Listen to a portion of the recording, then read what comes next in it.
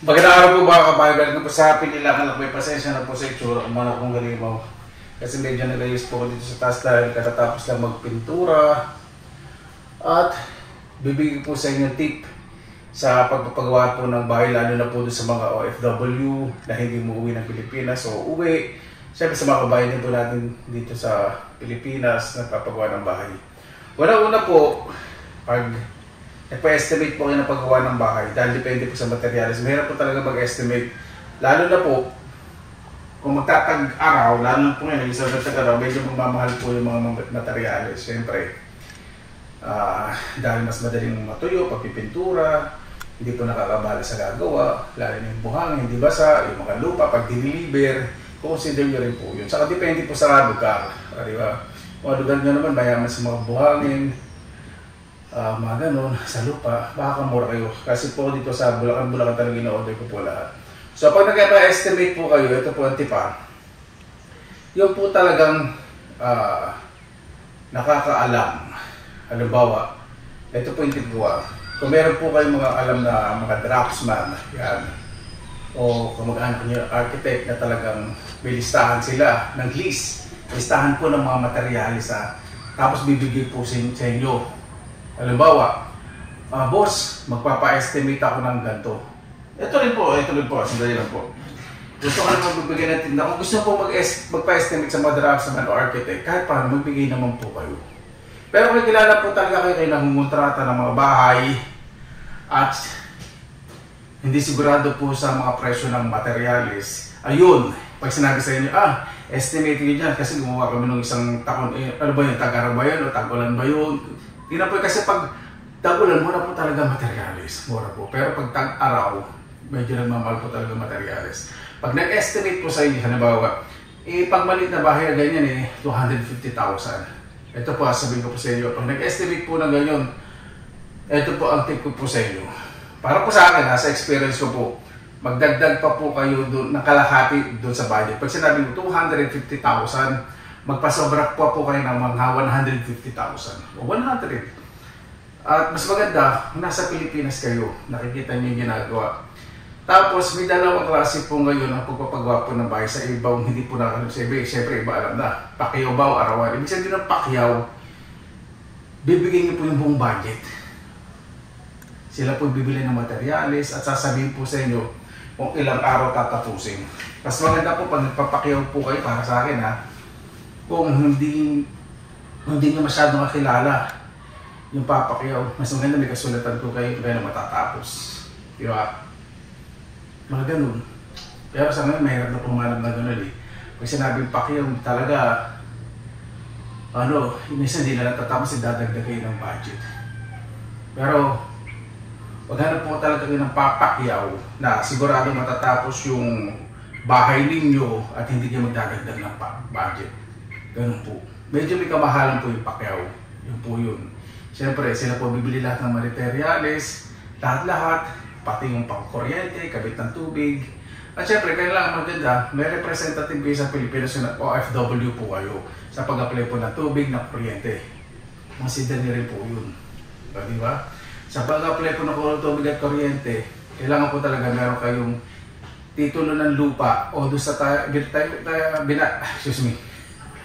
tinatayuan ninyo, mahirap kayo ng titulo ng lupa. Depende po sa proseso sa lugar po ninyo. Kung kapatid nyo may-ari ng lupa, kung mag-aari ninyo sa inyo, mas maganda sa inyo, kailangan may representative po kayo mag-aari sa Pilipinas. Talagang pagkakatiwalaan po ninyo. Siyempre, kung hinahanap ito talaga yung super quality, umuwi po kayo ng Pilipinas. Mas maganda, para po sa akin magpapatayo ka ng bahay sa Pilipinas, OFW kayo kung kayo gusto nyo, nakikita yung nagawa, bato na po ang paggawa po ninyo. At least kahit iwanan po ninyo, weatherproof na siya. Kasi kung katulad po nito, yung pinagawa ko po, ito po, marine plywood sa loob. Tapos, sa labas po nito, Hardflex. Talagang 3-layer coating po ang pinahin. So, doon medyo naging pricey po syempre. Kasi maghintay sila matuyo, lilihain. Kasi gusto po sa labas yung pipintura, waterproof kahit na umulan. Hindi po papasok dito sa loob. So ngayon, ilang beses na umulan, wala po papasok at saka yung bintana na na-scam ako, Opo, naglago din ba? Naayos na po at wala na pong pumapasok na tubig. Yan, tutuloy ko po, sabay ko naman po tayo dahil medyo mainit na po rito. Ayan po, kung meron naman kayo reliable na draftsman o architect na hindi naman masyadong malansingin, ayun, doon po kayo makapagkontrata. Ibig sabihin, pag may plano, sasabihin po nila lahat kung magkano gastos sa installation ng kuryente, ng tubig, pag-apply sa building permit, kung paano pag-proseso, siyempre sasabihin nyo kung magkano nyo, kayo. Tapos, magandaan po kasi pag may plano, lahat po ng materyales nakasulat po, so makakanvas nila yun, na isusulat nila, o ibigay sa inyo kung kayo gusto nyo mag-canvas kung ilang piraso. Pwede po kayo mag-request na pwede bang makahingi ng list dito sa plano ng lahat ng magagamit na materyales. So gagawa po sila ng estimation, hindi po very specific, pero pag nagpaplano po sila nga, medyo sinasobra nila yung presyo kasi nga, yung mga presyo po kasi ng mga materyales nag-fluctuate, bumababa, minsan naman po yung tumataas, di ba? Lalo na po ngayon, pagtatag-araw na, medyo nagmamahal na po talaga yung materyales. Pero, pagtag-araw, siyempre, mabilis yung trabaho. Yun. So, re-request nyo lang po sa mga architect, sa mga draftsmen, sa mga architect, sa mga draftsmen, yung plano po. May kayong kopya. Kung gusto nyo magpa-design, siyempre, magbayad po kayo. Para gusto nyo sigurado na, boss, magpapadrawing ako sa inyo ng draftsman, magkano ba sa ganito? Installation ng kuryente, tubig, tapos materials, pwede mo ba akong bigyan ng list? Tapos yung estimation para pagka-ambas din ako kasi ako bibili. O yun, kakatipid kayo kung kayo ang bibili. Pwede rin po yun, magpa-drawing kayo, tapos yung list ng materials, bibigay po sa inyo. Pwede po yun. Babayaran nyo po syempre yung draftsmen, saka yung mga architects, di ba? Sa mga ganong bagay po. So yun po yung pinakamaganda po sa mga OFW na malalayo po. Na bago kayo umuwi sa Pilipinas, may idea na kayo kung magkano materials. Tapos, may mga code naman po yung materials, yung pangalan, i-specify naman po nila sa description, enumerate nila doon bago ibigay sa inyo yung plano. So, masasearch nyo pa sa Google kung magkano yung price list po sa Pilipinas, di ba? Yun. Okay. Ayan. Pero para sa akin po, siyempre, ito, sinabi nga po kanina kung magpapatayo po kayong bahay as OFW, mas maganda po para sa akin based on experience ko yung konkreto kasi kahit hindi nyo mabantayan yung quality ng semento, ibig sabihin may iwan dapat kayong mapagkakatiwalaan. Kasi pag mga ganito po, mga double walling, kailangan po talaga umuwi po kayo sa Pilipinas para nakita nyo. Ako po talaga, uuwi po ako sa Pilipinas para makita ko yung gusto po na gusto ko masunod. Ito po kahit na suggest po sa inyo ng architect sa draftsman na hindi naman po magsasacrifice yung safety Pag sinabi naman syempre yung safety, para for safety po, wag po natin alis. Huwag nyo paalis. Pero, importante, magsunod yung design nyo. Pero huwag nyo alisin po yung sinasabi ng mga draftsmen sa ng architect na safety. Kayo pa rin yung masusunod. Siyempre, yung mga concerns din po yan, halimbawa, sa exit, sa sunog, earthquake proof ba o typhoon proof ba pag bumagyo yung mga hangin, di ba? So ako po talaga, pinaplano ko po talaga ng maayos ang bahay. Iniisip ko po pag kumangin, saan ba po nanggagaling ng hangin, pag umalan, di ba tutulong ganito. Ano po kasi may pag-meticulous po ako, hindi naman po perfection, meticulous. Kasi siyempre sa mga nagtitrabaho ko po, pina-priority ko po talaga sa marketing yung safety. Yung safety po talaga. Dati po kasi nagkaroon po ng project ako din sa Philippines about kitchen cabinets. Yun din po, pina-priority ko rin yung safety. Siyempre kung may PW bang nakatira, ano ba height nung nakatira, condominium ba o own house, may mga recommendations po. Saka pang makikipag-usap po sa mga kontrata po sa inyo. Kung kamag-anak po ang gagawa, mas okay. O kung mga kapatid ninyo gagawa, mas okay. Ibig sabihin, meron po kayo pagkakatiwalaan.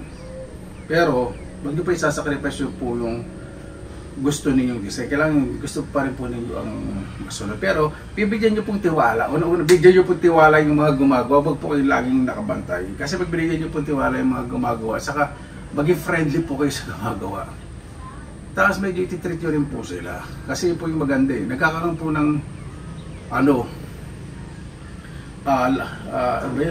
inspired po yung mga gumagawa pag pumasok na ibig sabihin, ay gusto ko gawa dito, ganito pala yung tao dito para na makasama. Pero may certain distance. Kaya hindi naman na hayaan nyo lang, bahala ba, di ba? Magko-comment kayo. Pero ako po kasi pag nagko-comment sabi, ay hindi ko maganda, hindi social tingnan. Tapos nangingiti na lang po sila, ayusin nila. Hindi pang mayaman. Nagdo-joke po ako ng mga gano'n. So, yung po mga gano'n, mga simpleng bagay na hindi po pag po kayo magko-comment na, ano ba ito, marunong ka ba talagang gumawa? Wag po gano'n. Yeah. Kasi siyempre ang mga tao, lalo na po yung mga karpentero, siyempre, karamihan po dyan, nag-uumpisa po sa pagpipiyon, paghalo ng semento, o pag-assistant. Tapos pag natutunan po sila, pag mga skilled, yun, huwag po natin mamalitin. Diba?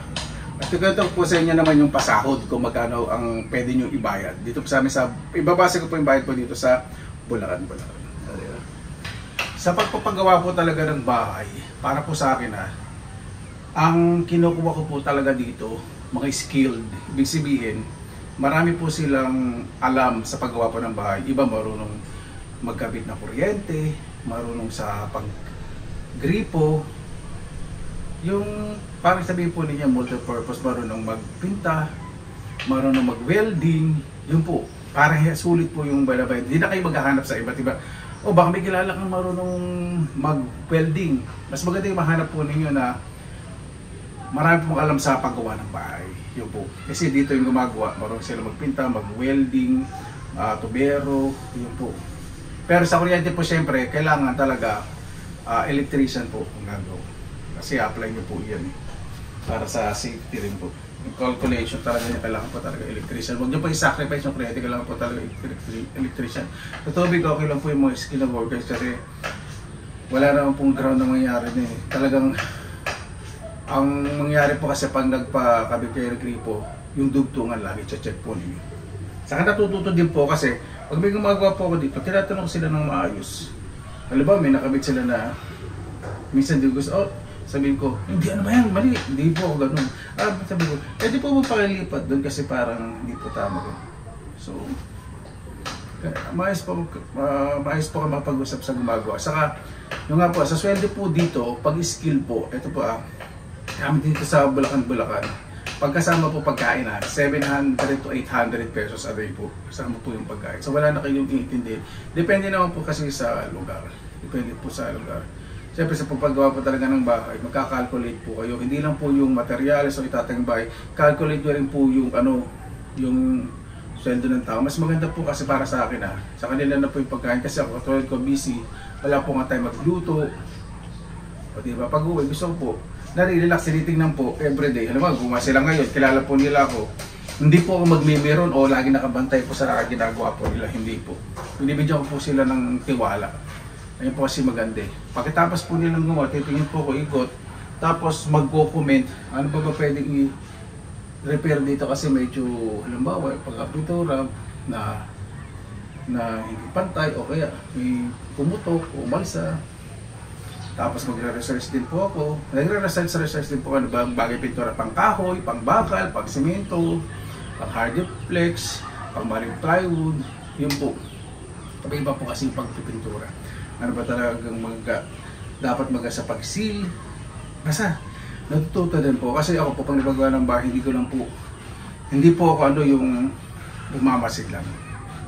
Gusto ko rin po kasi matuto. Yun. So pag may nakikita po talaga ako na mga minor lang, dire-request ko po agad kasi naman yung tapos ang hirap i-repair. Di ba? Po. Saka sila po sa akin nagtatanong, Kuya, okay ba to? Sige, okay ba to? Benz, ganun. So yung relationship ko po sa mga gumagawa dito, hindi ko po sila tinuturing na gumagawa sa bahay. Hindi, tinuturing ko po sa na huwag silang maiilang sa akin. Parang part of group na hindi kayo dapat meron sa akin. Kasi ibang tao po, minsan na ilang po pumasok dito, sinasabi nga vlogger, hindi ko po iniisip sarili ko na vlogger ako, pag vlogger napapansin, hindi po naman po kasi ako papansin. Kaya kung ano po nakikita nyo, minsan yung mga hindi ako nag-ayos, ganito, mukhang halimaw. Ito po, kasi pag nakita po ninyo ako na may mukha siyang halimaw sa camera, sa personal pala, talaga napakabangis. Yun po yung pagmamalaki. Ayun po, kung may mga tanong pa po kayo, mag-comment lang po kayo. At sa budget, o ilang square meters po itong pinatayo ko, yun, una, hindi ko po kayo masasagot sa budget, hindi ko po masasabi yung sa square meters po nito kasi depende po sa paggagawa po ninyo, depende po sa lugar ninyo, depende po sa sweldo kasi ang mga materials po, minsan sa probinsya ninyo baka mas more materials, dito medyo mahal dahil malapit sa Maynila kasi talagang pinapadala dito ng mga truck sa probinsya mga mas mura, kaya hindi po pwede magbigay po sa inyo ng specific budget o estimated budget para po sa lugar kasi hindi ko po alam kasi kung sa Bulacan tapos sasabihin nyo kung magkano din sa Mindoro, magkano kaya abutin ng ganyan pag hindi ko po alam. Tanongin po ninyo kung may kakilala po kayong sinabi ko po kayo na draftsman, architect o nagkontrata po na reliable, hindi po flood control project na contractor, hindi po yung mapagkakatiwalaan po. Yun po ang tanongin po ninyo. Saka mas maganda, kayo po yung mga pag-uusap. Alam ba, sinabi nyo, ate kuya, pwede mo pa kayo tanong, kakusapin ko yung tractor, mag-chat-chat kami kasi mag-estimate ako. So pag binigay sa inyo mga presyo, may plano, ganito, mas maganda po, plano. Ayun, at least alam nyo, mag-check kayo sa Google kung magkano talaga yung presyo para yung doubt ninyo, kung magpapagawa kayo, mag-utos kayo, may lagi kami doubt, bakit ganun, padala ko lang ganun ba talaga gagawin? Kaya, nasan niyo po yun? So, basta yung para sa akin dahil madalas naman po umuwi Pilipinas, masarap po talaga umuwi. Pag napagawa po kasi mas masusunod po yung gusto po ninyo. Para wala po kayo nasisi, sisisi niyo sarili niyo, may desisyon kayo tapos mali pala, at least sarili niyo sisisi po ninyo. Kaya ganun po sa pagpapagawa. Sa ngayon po, yun nga, sa bintana lang naman po na-scam at ngayon po tapos na pong pintura dito sa taas. Sa baba, sandali lang po yung mga 2 days.